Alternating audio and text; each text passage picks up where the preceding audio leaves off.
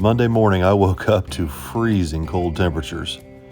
It was super cold this morning, down in the low 20s. I went out and fired up the dually, let it warm up, and checked everything for leaks one more time before I hit the road. Then it was time to go back in the house and say goodbye to the girls. I absolutely hate having to leave my dogs at home. I miss them terribly when I'm out on the road. But it is a long trip, and I don't think I can take them to a hotel. It's probably best that they just stay here with Grandma and hang out. Keep her company. Bye, Pebble. Bring home my pretty truck.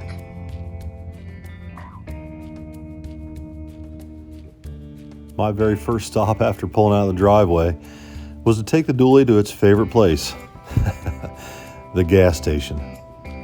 Now, the old 454 drinks some fuel, there's no doubt, but it's always been dependable. So I reset the trip meter and point this thing into the wind on 70 and head west. Now, hopefully the skies clear up and the temperature rises a little bit the farther south I go. It's supposed to be awfully cold up home the whole time I'm gone.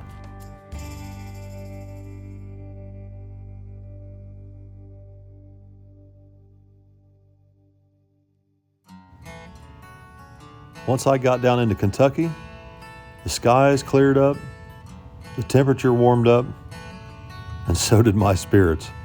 Boy, I was sure happy to see blue skies. By the time I got down into Louisville, things were looking really good. Now, the directions usually take me out around the outer belt, but the traffic wasn't too bad today, and I decided to go through town to take some clips.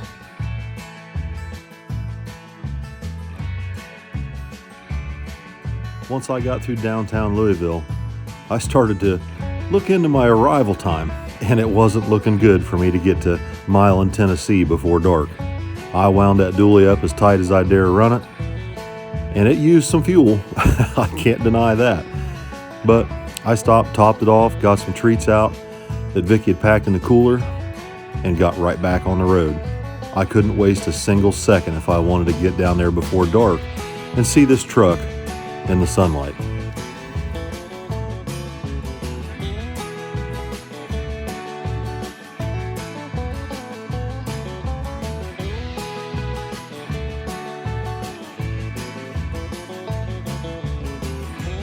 Now, I'll be honest with you, I didn't feel like I was ever going to get out of Kentucky.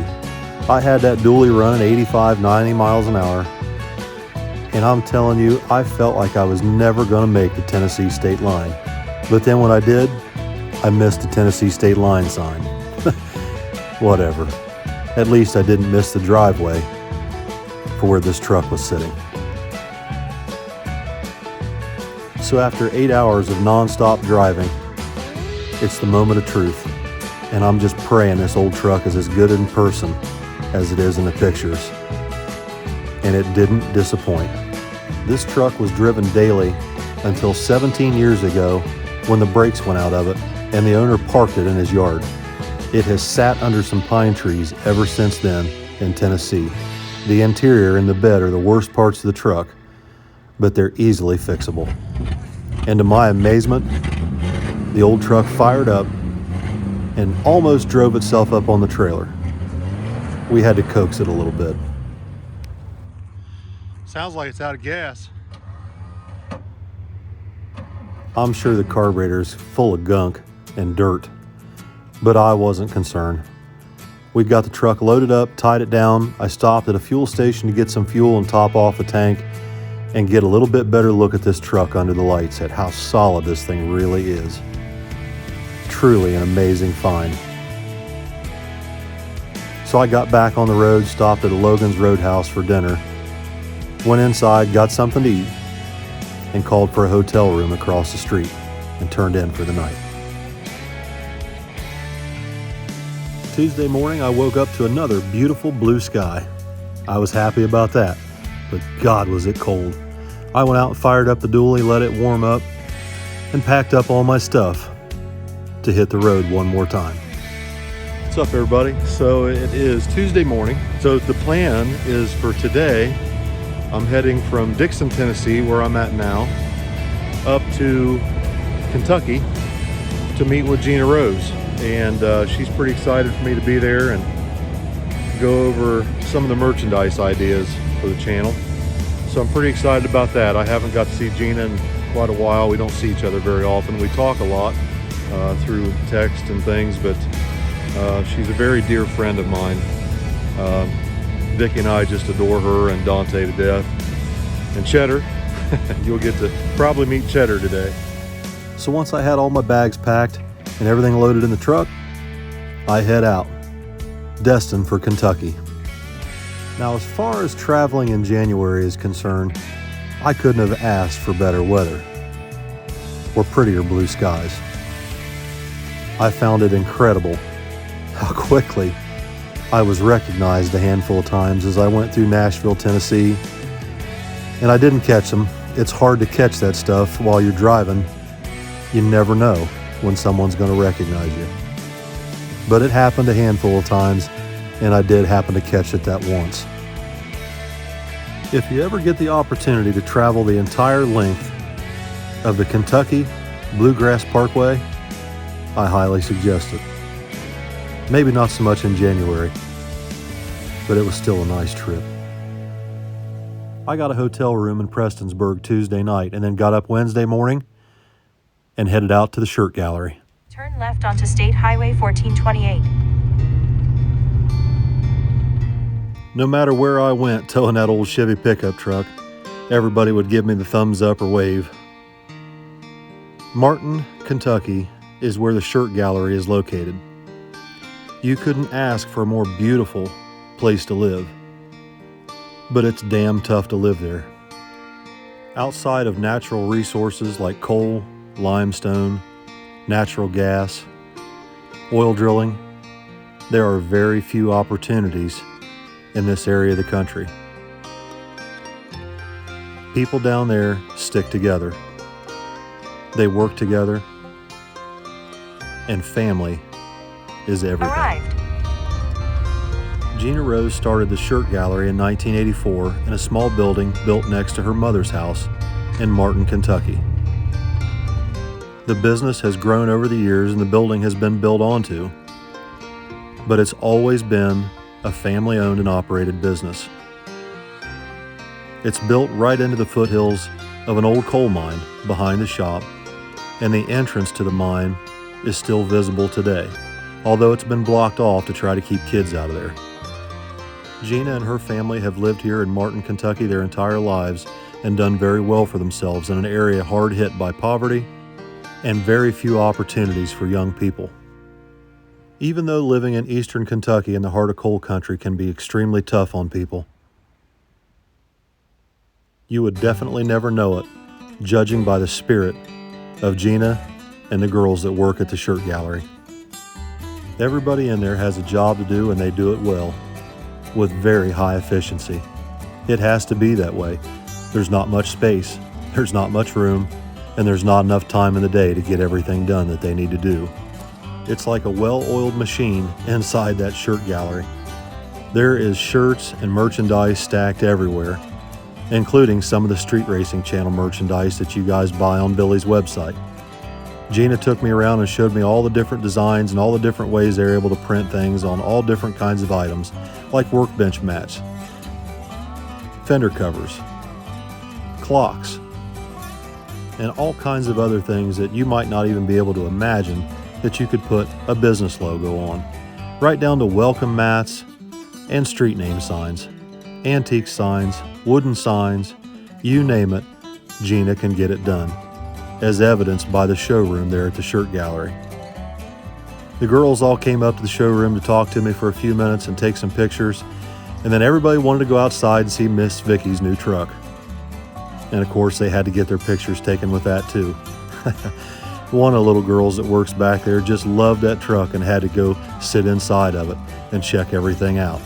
I do believe if the opportunity presented itself, she would have drove off in it. You're gonna have to fight Miss Vicky for that one, honey.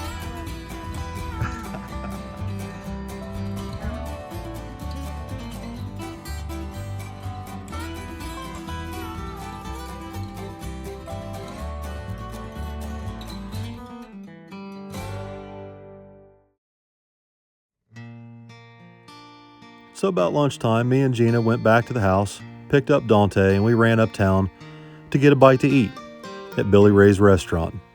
Probably one of the nicest places to eat in Prestonsburg, Kentucky. We sat down, had a bite to eat, and got to talking about old times and old stories about Kent Rose and the arm drop races out at Combs Airport. And boy, did that bring back some memories. Now, back when Kent Rose was still here, hosting the arm drop drags out at Combs Airport, having those events was like having no prep kings come to your home track in your home state and put on a show. Only the show was everybody that lived in the little hills and hollers down around Kentucky and Tennessee and Virginia, and they just came from all over the place, as well as the spectators. Not only were these events a huge boom to the economy, but it was also a huge boom to the spiritual and mental well-being of friends and family members all over Appalachia. It gave people hope, and it gave them something to look forward to.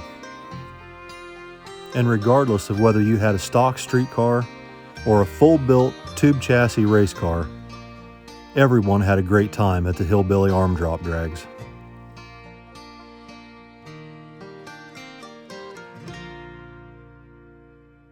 Kent, I think, as a single person, did more for this area than probably any other person.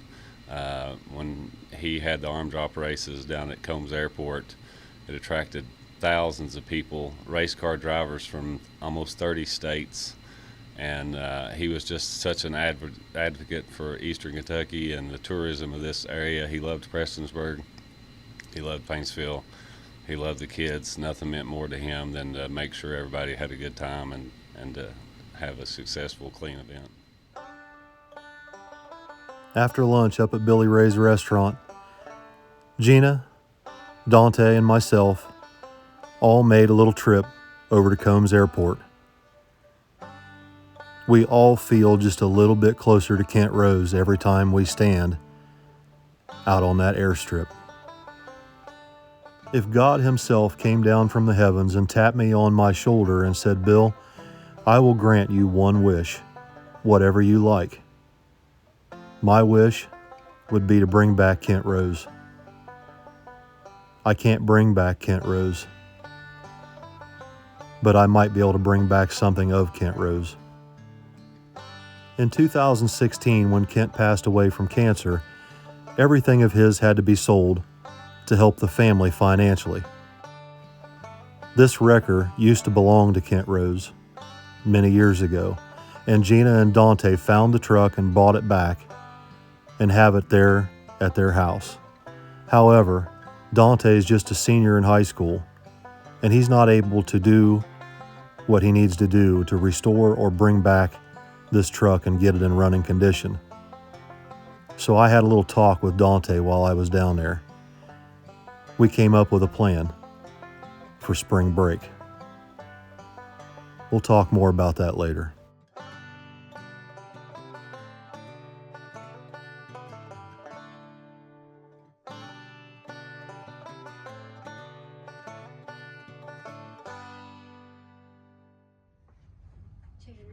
Are you happy Bill come to see you, buddy? I know, me too. Now, to be honest with you, I could have probably stayed there another week and talked to Gina and Dante about Kent Rose and all the things that I miss and all the things that I loved about Kent. We all did. But I needed to get back home and get this truck delivered to Miss Vicky. So I said my goodbyes and hit the road, headed north, back to Ohio. I really wish I had more time to spend down there because there was a lot of people that I would have liked to have seen and people who had messaged while I was there, and I just didn't have time. Maybe next time I'm down there we'll get together with everybody. But I made it home and woke up this morning with my two favorite girls, Scrappy Doo and June Pup 2. Once I got up out of bed, I went out and unloaded the truck and got it brought inside the shop and started getting everything ready to introduce the truck to Miss Vicky. She still hasn't seen it yet. The old truck's pretty cool. Most everything still works, even the interior light. I can't wait to get this thing lettered and get it cleared to save the patina. Right about lunchtime, Vicky brought out some snacks for me and the dogs. Beef jerky and cheese from Heine's. And yes, I have no choice but to share.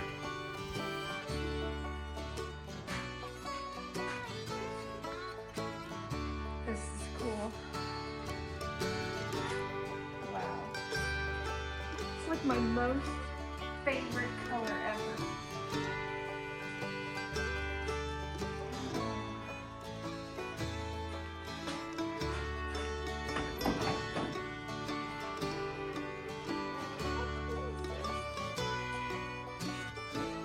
And it's got the little back window like I like. Get busy. I want to drive it. I'll give you 2 weeks. Oh my gosh, this is cool. Oh, that's so cool. Is that what you wanted? Yes. Is that the bumper that came on it originally? Read the bumper. Get down close and look at it. Union Chevrolet Company, Memphis, Tennessee. That was a dealer option bumper that they installed at the dealership. Oh. So Jeremy was here a little while ago and went over this thing. Yeah. We put it on the lift, got up underneath of it, and Jeremy believes the odometer is correct. Yeah, I figured. You didn't think? No. 33,000 original miles. It still has its original shocks on the back. The clutch pedal and the brake pedal pads are like new. The doors open and close like it's brand new. There's no wear in the steering gear box and the linkage for the shifter on the column. It's still tight like the day it was new. Everything in this truck that would normally have considerable wear to it for its age and possibly 130 or 230,000 miles, everything is tight as a drum. Look how it's got a little Chevy emblem in the little lens. That's cool. Are you happy? Yeah, the front grill's cool too. So it's gonna have a wood bed. Yeah, it came factory with a wood floor bed. And so what we have to do is completely disassemble the bed. And then you have to rebuild the wood floor first. And then the bed sides, the tubs and everything sit on top of the wood. Oh. So it has to be completely disassembled. But I think, I see moss growing on the little bit of wood that's left. yeah. So I think what we should do is stain the wood floor and put new slats in it. Yes. They make kits for that. And we need to go visit Restoration World in Dayton Okay. because I think we're gonna need a lot of things. But, Well, good thing that Kenny's the carpenter because you are not. well, I think the wood comes as a kit, like it's complete cut, ready to go, I think, but I'm not sure. But like, we're gonna need new mirrors. The factory mirrors bolted on here and there, and someone's done away with those. It's definitely gonna need a new windshield and a new windshield seal. And I have our windshield guy coming this afternoon or this evening to look at it. And he's gonna tell me what to do as far as what he needs me to get. I love the back window. I do like too. the little window. So cute. Look, the interior light still works in it. Nice. It's turned on, I gotta turn it off. So we need to preserve. I don't want any more paint flaking off of this thing. No, On the back tailgate here, you know, it's flaking a little, and I want to stop that. yeah. Like right there. I Yep. don't want to lose anything else. So what But I'd like, I wouldn't mind painting that bumper. yeah. So what I'd like to do is go ahead and get the guy out here to letter it. And then we'll like probably satin clear everything to preserve. Yeah, not shiny. Yeah, we just want to preserve everything. But I'll take like the taillights and the chrome off of it or whatever we got to do so that we can clear over top the paint and not clear over everything. Right. Mask it, whatever. And I've got brand new set of wheels coming for it. They look like chrome reverse wheels with a baby moon hubcap. So I'll take these wheels off and we'll hang them up in the shop. They're the original wheels. I like these little Chevrolet hubcaps. Well, I mean, I would go ahead and use those, except for the hubcaps are like beat to hammered shit. They're beat up pretty bad from being taken on and off over the years. So one thing Jeremy and I noticed is that it appears the only reason the bed survived as well as it has is because I believe it had an aluminum truck cap on it, because if you look at the top of the bed rails, they're perfect. Oh. They're not beat up and dented, like nobody's been leaning over it. And if you notice, there's scuff marks across the bulkhead where it rubbed. I think it had an aluminum truck cap on it most of its life, and that's what saved the bed. Like if you look at the frame, the frame of the bed and the frame of the truck are black, and the age of the paint is the same. And we think that's like the original paint from the frame on the truck still on it. I'm not sure, but What's this piece right here? those are the door panels. Oh.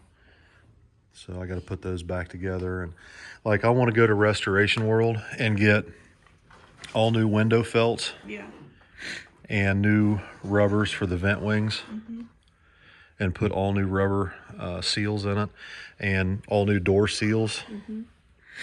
So I need to compile a list of everything we need. And then I thought you and I might take a little drive down to Dayton together, go see Restoration World, because they have tons of stuff for these things. I'm down. You down? I'm down. All right. What do you got there? Oh, I got to thinking. Oh boy. When's the last time I had something cool that was mine to just get in and go run errands? 25 years ago, Billy comes along, and we brought him home from the hospital in my mint green Nova. I loved this thing. I loved the color of it. Look at that. You are 23 years old. Unpacking an infant. And notice the garage back there isn't like it is today. There's no area to park the race car trailer. There's no circle driveway behind it. None of that. None of that. None of that. That was before the barn had an addition, and yeah, you can kind of see here. Anyway, so 25 years ago, we bring Billy home from the hospital in my Nova, which I loved, and I've always loved that color. And that was my daily. Like, I drove it to work and everything. We bought it. It had 23,000 original miles, and we sold it. It had like 36,000 miles. Yeah. So the reason we sold it, you know, with babies come car seats, and as the babies get bigger, the car seats get bigger. It gets more difficult to get in the back seat, to get them in and out. And Plus, we needed money. yeah. So, one of the last pictures I have of it, Billy's about 16 months old when we let go of it. And this is in front of my garage that we've got now. Yeah, the barn looked a lot different. And you'll see here, there's Billy. He's over by the putt. Every tractor to him was a putt. But he was about 16 months old, and He called it a putt because all my dad's tractors are 2-cylinder John Deeres, and they go putt, putt, putt, Yeah. putt, putt. So So every tractor was a putt. And you'll see back here the Suburban that I began to drive is sitting back here. That's what I let go of this to start driving a Suburban, which was easier with the kid in the car seat. Biggest regret. Why? Why? Man, here he is, 16 months old, steering. Yeah. How cute. So, here we are. We're gonna build something for Miss Vicky. So when do we go to Restoration World? As soon as you've got a day off work, I'm ready. And it's close to my favorite color too. I love any of the shades of aqua or mint green or the old pale green. Love it. What do you think, Scrappers? Now, you know, we have the 55 that we jump in sometimes, but that's not technically ours. Yeah. And it's not mine. I wouldn't just jump in it. So, this is going to be for me. This truck came with something else. What's this? A complimentary jar of White Lightning. White lightning? Hey, we brought a little bit of Tennessee and Kentucky back home with us other than just the truck. Calls for a campfire. You gonna take a little swig of it? Oh, no. Yeah, you should. It's good. Come on. Maybe some evening. Right now. Come on. Right now? Yeah, just a little swig. I don't know about this. Don't sniff it. But I feel Don't like smell I it. No, don't smell it. Just take a little swig. You know I don't drink. I know. That's okay. A little swig. Oh! Oh my God.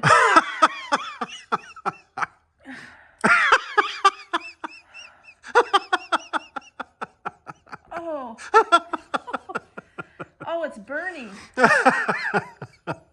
All the way down. All the way down. All the way. It's still going. Wow. And it's hot. Yeah.